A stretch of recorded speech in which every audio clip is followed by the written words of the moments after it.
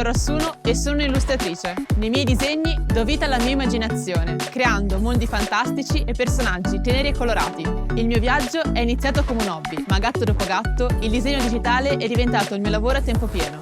Oggi le mie illustrazioni appaiono su tantissimi prodotti e le condivido con una community sempre più grande su Instagram. Adoro il Giappone, gli animali e la cultura pop. E tutte queste ispirazioni si fondono nel mio stile personale. Kawaii in giapponese significa carino ed è così che immagino i miei personaggi, morbidi, paffuti e con grandi occhioni dolci.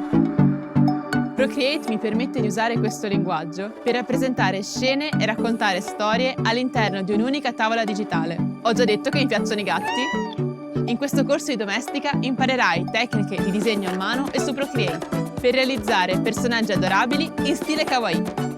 Nel progetto finale illustreremo una tavola kawaii con le parti più divertenti della tua fiaba preferita, sviluppando un racconto in più scene. Io ho scelto Alice nel Paese delle Meraviglie, un mondo dell'assurdo in cui tutto è possibile.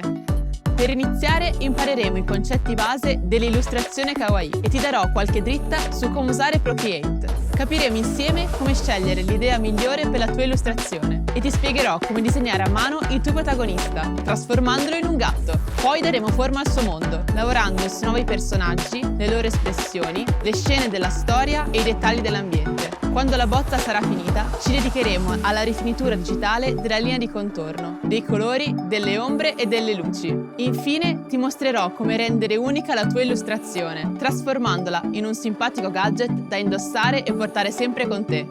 Alla fine del corso avrai imparato nuove tecniche digitali che ti permetteranno di dare vita a personaggi fantastici.